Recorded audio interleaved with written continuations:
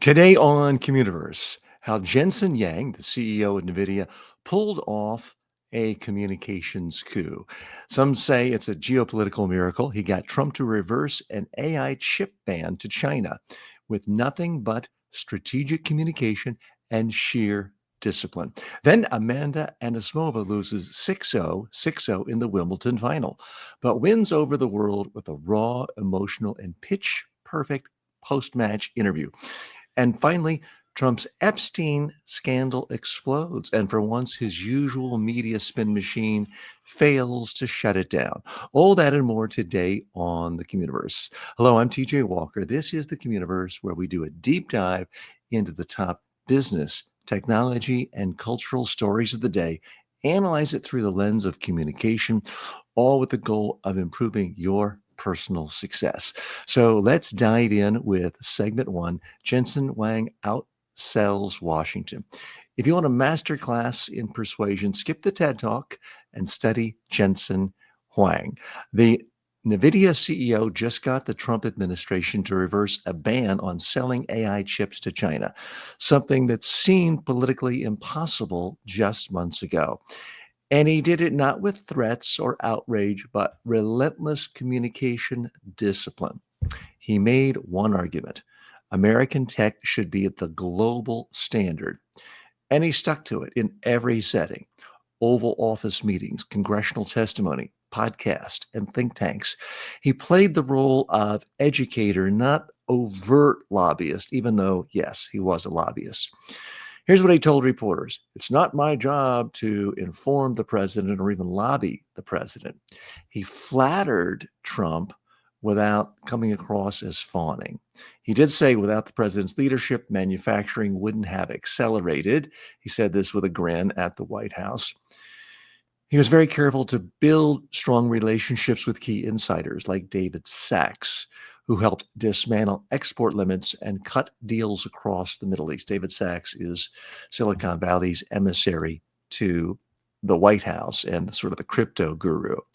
Even when banned chips cost him billions of dollars, Huang never lashed out. He just kept showing up and kept reframing the narrative.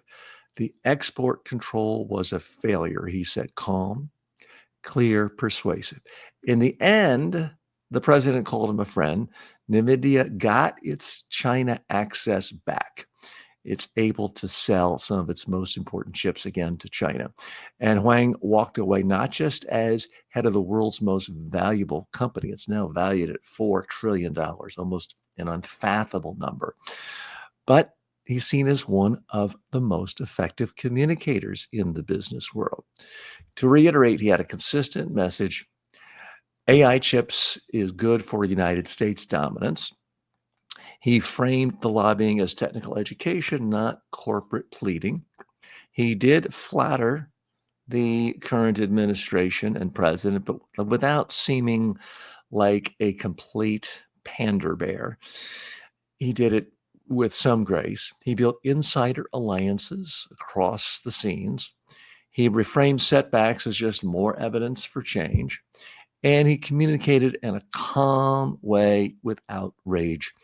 Now, if you're a politician, the case can be made that using a lot of outrage is very important. But if you're a CEO of a $4 trillion company, you simply cannot afford to be the wild man spouting off all sorts of anger and charges. As a startup, you can get away with that.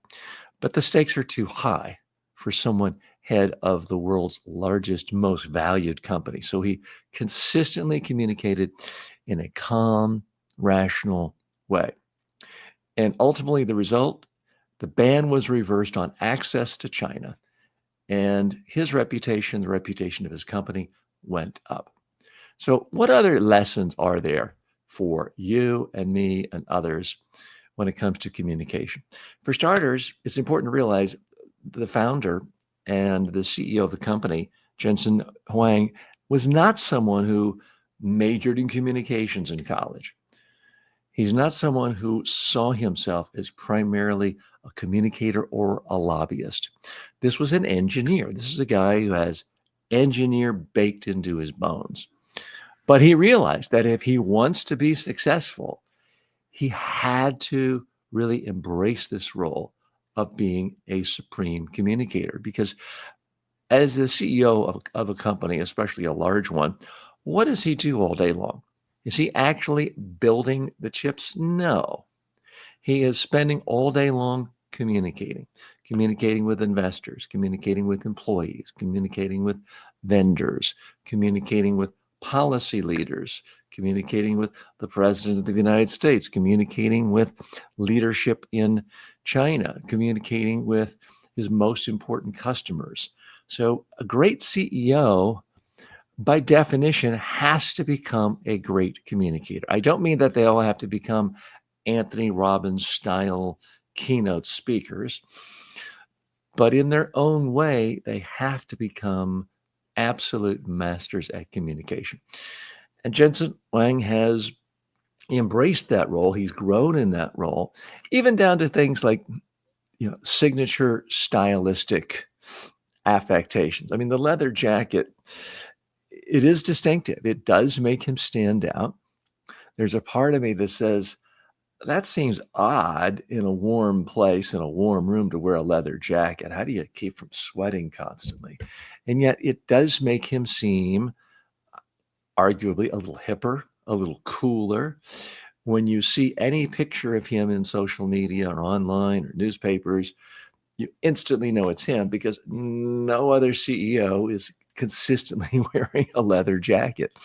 So whether that's a direct homage to uh, the former CEO of Apple, Steve Jobs, always wearing the mock turtleneck or not, it is a distinctive look.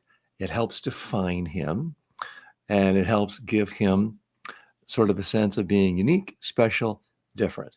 So once again, he is showing he is a master political player, and as a part of that, is a master communicator. So I know a lot of you who watch this program and listen to this program are in fact engineers. And the problem many engineers have is not their inability to learn how to be great communicators. The number one problem many engineers I work with face is simply telling themselves, I'm an engineer. I don't have to be a good communicator. I'm not a good communicator. I'm someone who's just supposed to sit there and read the bullet points. Well, that's not how you get to be the CEO. That's not how you create a $4 trillion company or even a $4 million company. Any engineer can become a great communicator if they use the very same principles that they do in engineering. If you want to solve a problem, if you want to build a new chip, if you want to build a bridge for that matter that lets a car get from point A to point B, you have to look at the desired outcome, the car driving across the bridge without falling in, caving in, and people dying and drowning. You have to look at the result. And everything has to be engineered with that result in mind. Well, it's exactly the same thing when it comes to engineering a presentation, a speech. You have to look at what the desired outcome is. And if you're the CEO of a company, or for that matter, a junior engineer aspiring to be a senior engineer, you have to look at every presentation through the lens of what is it I want this audience to do. It doesn't matter if your audience is the President of the United States or one boss ahead of you who controls the budget for what you're going to spend money on in research and development in the next quarter. You've always got to look at the goal. Then reverse engineer, figure out what arguments are going to be most compelling, what stories, what examples, what facts are going to be remembered and will motivate my audience to take the actions I want. So please keep that in mind. I know a lot of you are not trying to be politicians. You might not even want to be a CEO, but you do want to advance. You do want to reach your full potential in your career. And becoming a great communicator can do that. Hello and welcome. This is the Communiverse. I'm TJ Walker. This is a daily show where we look at the top news stories of the day, analyze it through the lens of communication skills, all with the goal of helping you improve your own skills, your own personal development. This is the show where news meets personal development. Now, I'm on location today on a family vacation, a little reunion in the Poconos, a part of kind of rural, mountainous area, mountain range in Pennsylvania, in the Northeast of the United States. So, having fun here, but wanted to take some time off with you and spend some time looking at the top stories of the day. So, that's why we're here. And I'm just in a basement right here today in the house, but here with my laptop, my mic, and I'm not going to pick it up today. Yesterday I did, and the mic fell out. And with the little ring light, and we're trying to make this as professional as possible. In a moment, I want to share with you what I thought was one of the best presentations I've seen in a while by an athlete. We do look at stories from all across the news spectrum, sometimes business, sometimes the world of finance, sometimes the world of sports. Yes, sometimes from the world of politics, but this is not primarily a political show. I do want to stress that. So I want to show you this story in just a moment, but first, a little bit of the setup. Amanda Anisimova's Grace in Defeat. That's what we'll be talking about. Amanda. She lost the Wimbledon final 6-0, 6-0, which is unprecedented. And it's frankly a little embarrassing. But Amanda Anisimova gave one of the greatest post-match. It's called an interview. It was really a mini speech, one of the best ones in tennis history. In just 5 minutes, she turned public humiliation into emotional triumph. She fought back tears, thanked the crowd, complimented her opponent, honored her late father, and promised to keep working. She said, quote, "I know I didn't have enough today, but I always believe in myself." Harvard leadership expert Amy Edmondson called it a textbook case of intelligent failure, the kind that leads to growth, not shame. Instead of hiding, Anisimova embraced vulnerability. She didn't spin, she didn't excuse, she told the truth and looked ahead. She reminded us all that the way you handle failure is often more powerful than the failure itself. So I'm going to give you a little more detailed critique of what happened in this. We're going to watch some of the clips together.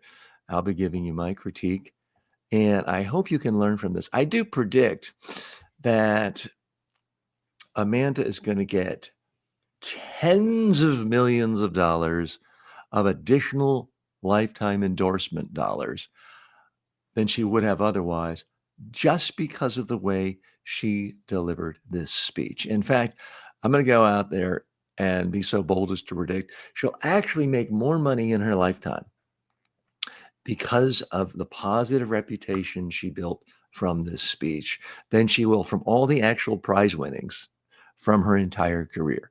I feel that strongly that she did so well. So bear with me one moment. I have to do a quick little transition here, but you will see it. I realize it looks a little odd right now. Okay, now you should be able to see the video. And I'm going to share with you my critique. Let's look at the beginning, just as she just walking out. She knows the eyes of everyone in the stadium are on her. She's walking with poise. She doesn't have her shoulders rolled down. She's not dejectedly walking out there. She's walking out with poise before anyone in the stadium can hear her say, or anyone on the live national TV seen around the world from the Wimbledon final, before they hear her. They're looking at her body language right away.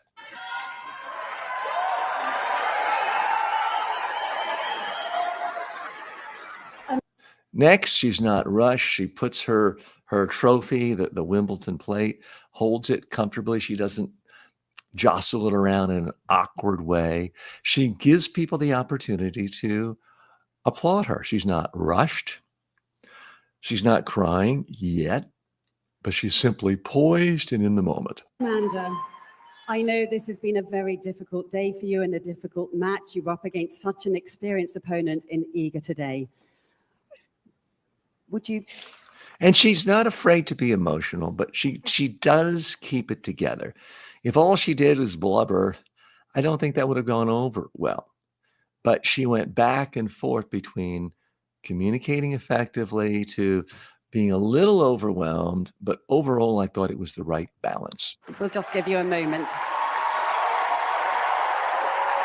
Doesn't rush, allows herself the opportunity to compose herself, gives the audience time to communicate back to her by giving them time to applaud and cheer.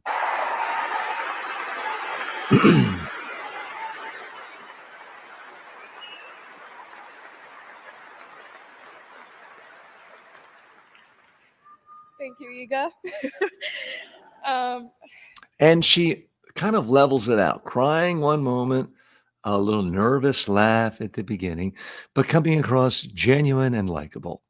Yeah, you're such an incredible player. It's obviously showed. So she looks directly at her opponent. You can't see it from this camera angle, but she looks directly at her opponent, who just really delivered a beating to her, and is quite sincere in her praise, coming across as sportsman-like. She's not criticizing the She's not saying, well, it was because I was injured yet. No excuses.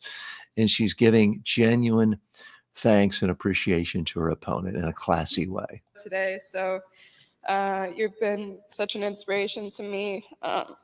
Just an unbelievable athlete. Speaking in emotional terms, telling your opponent, you've been an inspiration to me. Not, I'm angry and upset with myself for losing, but you have been an inspiration to me. So extraordinarily positive. And you've had such an incredible 2 weeks here, and winning, getting to the final first of your. There's emotion in her voice, but now she's keeping it together. We can understand her clearly. She's coming across as genuine. Now, she may have scripted this out in advance, but she doesn't sound canned. She doesn't sound memorized, and she's certainly not holding a piece of paper. First Wimbledon and winning the championship. It's so special. So congratulations to you. And so she's congratulating her, and she's looking at her. Sometimes people say congratulations, but you can tell they're kind of going through a teleprompter in their own brain, and it's not really that sincere. She's looking directly at the woman, chronicling her successes, and they have a moment where it's a type of dialogue, even though the other woman's not speaking. They're able to look and nod at each other. Very your team.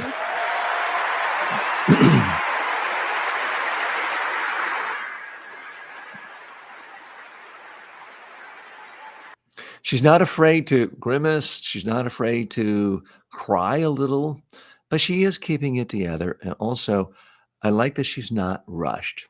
When the crowd cheers, applause, gives its feedback, she doesn't step on it.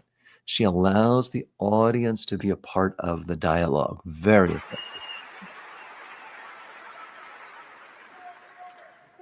Thank you to everyone who's supported me since my first round match here. It's been such an incredible atmosphere, and you guys have carried me through this entire channel. So now she's looking up at her box where all of her friends, family, coaches, they're all kind of sitting together. So she's looking at them directly. Again, a lot of nervous speakers, whether they're athletes or executives or even politicians, are so focused on the script in front of them or memorizing something or their teleprompters. She's looking at the people she's thanking, therefore making it come across much more genuine. Championship, and it's been an incredible fortnight for me. And even though I ran out of gas a bit today, and I wish that I could put on a better performance for all of you. So very humble. She didn't make excuses. She didn't say, oh, I caught a cold last week. She's just, oh, yeah, I ran out of gas. I wish I could have given a better performance. So she is acknowledging kind of the elephant in the room, which is 6-0, 6-0. The thing lasted, it was over like that. She is acknowledging that. So that's part of a good speaker, is recognize reality as it is. She didn't say, oh, if I had just gotten, 2 more serves in, I would have won, because obviously she didn't. She wasn't trying to spin this. Therefore, she came across as very credible. You guys have still been there for me and lifted me up today. So thank you so much. So really thanking her team in a sincere way, in an emotional way, and once again, having that discipline to simply stop, let the audience have its time to give a reaction back.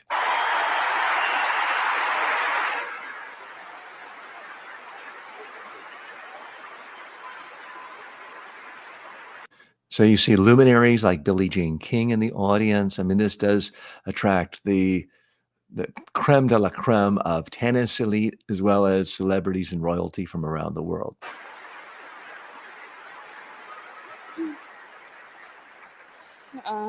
Thank you to everyone who's put on this incredible tournament. I mean, it's been such a privilege playing here and making it to the championship match. And So here's something I think doesn't get enough attention, the fact that she's not rushed. Now, a lot of people, if they lose a match, thanks a lot, my opponent played better today, and they want to storm off. They want to go sulk. They want to go feel sorry for themselves. She gave a 5-minute answer to a question. She could have left after 30 seconds. She's not rushed because she realized this is an opportunity on the world stage. More people will hear her speak than probably have ever heard her speak in her life.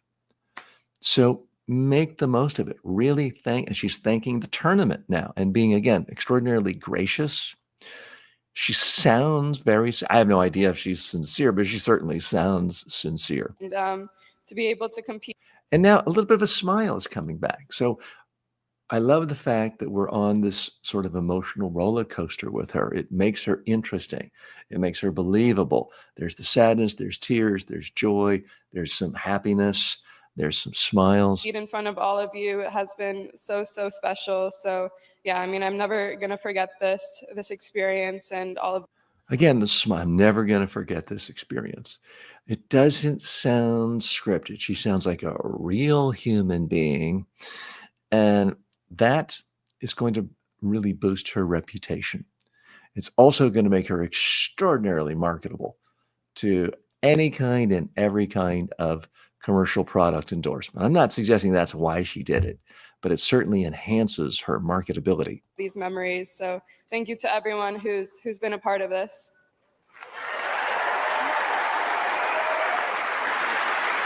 Yeah, thanking people and then giving the audience a chance for them also to thank the people that she's thanking.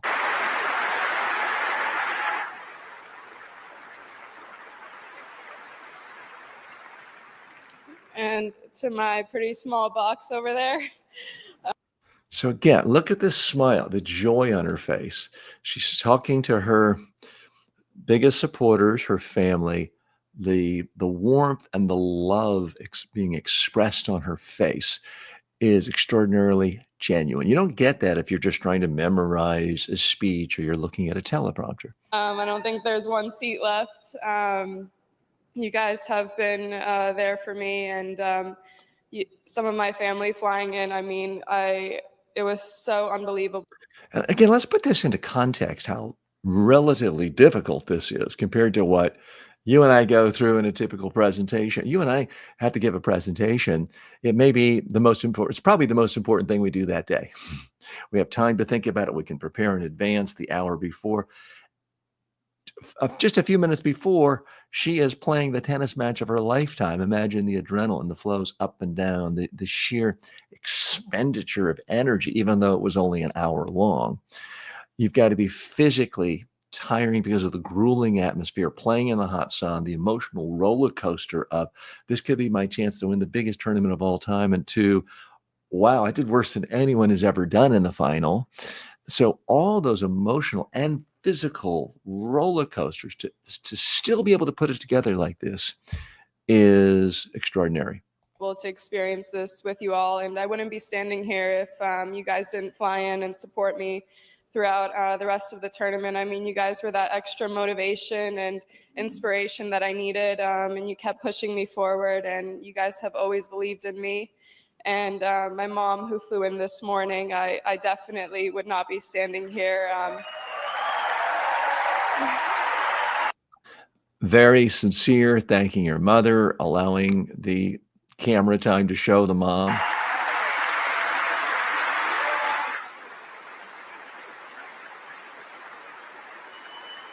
Clearly emotion you clearly get the sense that she loves her mom and appreciates her mom. Now she's emotional again, but she's giving the audience time to react and applaud. So if she needs to cry a little or wipe her eyes, she can do so.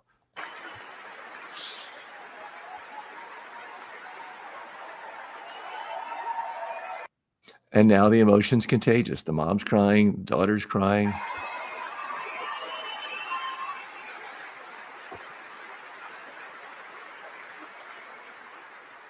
My mom's put in more work than I have, honestly.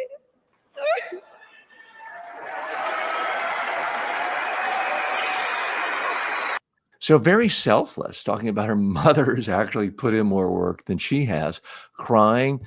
But again, what I appreciate from a communication standpoint is she doesn't just start blubbering and crying and have to walk off without finishing the thought. She is able to get through all the thoughts with emotion, and that's what makes it compelling, sincere, and believable. Guys, I'm so sorry. A few more words, sorry. No, my mom is the most selfless person I know, and she's done everything to get me to this point in my life. So even though she's extremely emotional, you can understand every single thing she says.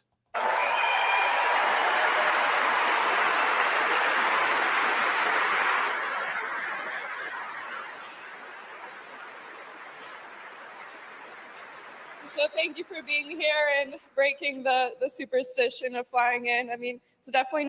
And now there's a transition. She's composed herself, even though, I mean, this is all done live.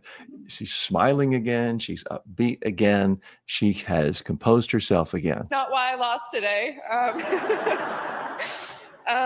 I'm so. Again, not blaming her mom, getting a little joke, laughing at herself. So going from crying to laughter, it's an emotional journey.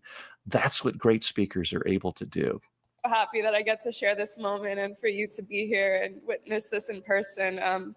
You know, you don't get to see me live playing that much anymore because you do so much for my sister and I, and you always have. So I love you so much. And to the rest of my team over there. So the gestures, I mean, again, nervous people don't do that.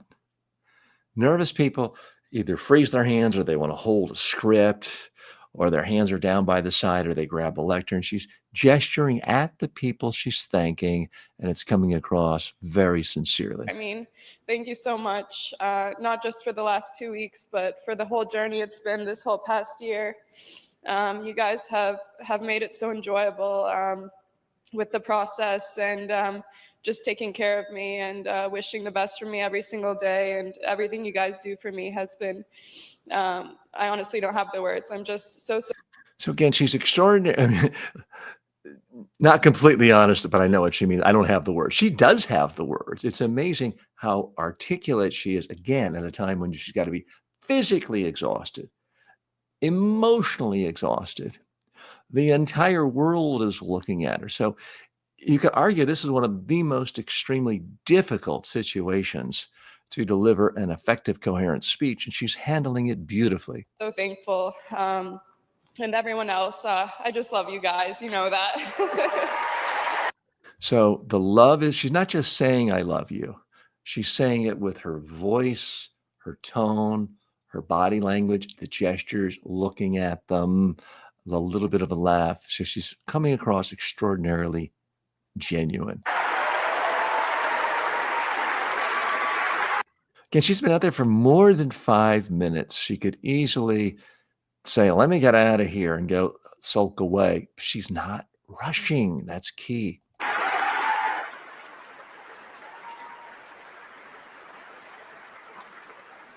And lastly, I know I didn't have enough today. Lastly, okay, she's given this thought. And I don't mean that in a bad way, like it's contrived or phony, but she's clearly thought about the arc of this presentation. So, yes, it sounds spontaneous.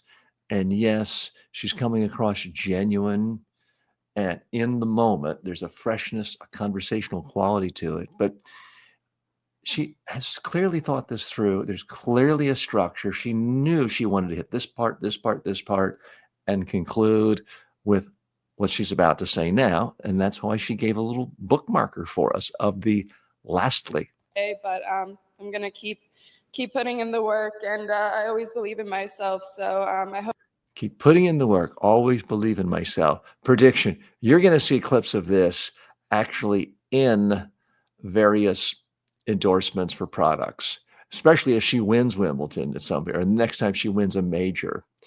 They'll show this clip, they'll show her winning, and they'll tie it together to the enduring values of the product. And I don't mean this in any way to sound like I'm suggesting she's cynical. She's coming across in an extraordinarily appealing way, and that's going to make her appealing to advertisers. Hope to be back here again one day, and thank you, everyone. Smiles coming back. She's ending on a positive note. And look at that smile. I mean, it does seem genuine. She's smiling. She's not rushing. I hope to be back. Your runner-up, Amanda Anisimova. She's essentially saying, I will return, ending with a smile, walking off.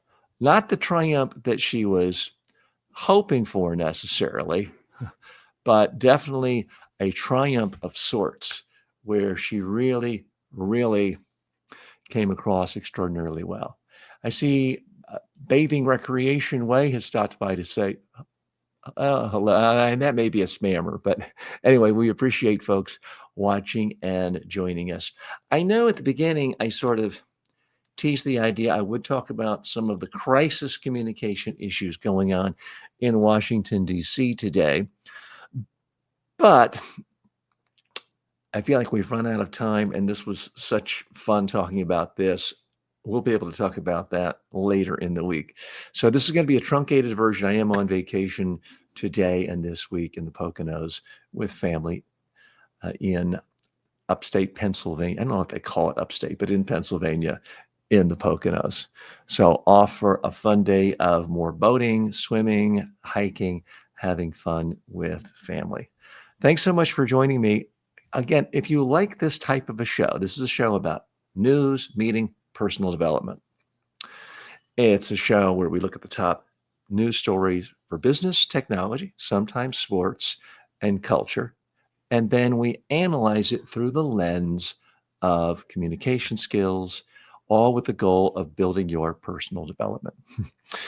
And Janice writes in, a future tennis champion in the works. Well, she's already a champion in many people's minds, certainly if you get to the finals of Wimbledon. And I don't know enough about her record. I assume she's won other tournaments. I don't know if she's won majors, but something tells me we're going to be seeing a lot of her in the future. So thanks everyone for stopping by. Again, if you like a show like this, please like the video, please leave comments, subscribe if you're watching on YouTube or any other platform, and get ready for the big launch September 2nd, 2025, where we'll be coming to you with a little more production values, a brand new studio, and a little fancier show. So there's a lot going on to be excited about. Thanks so much. See you tomorrow.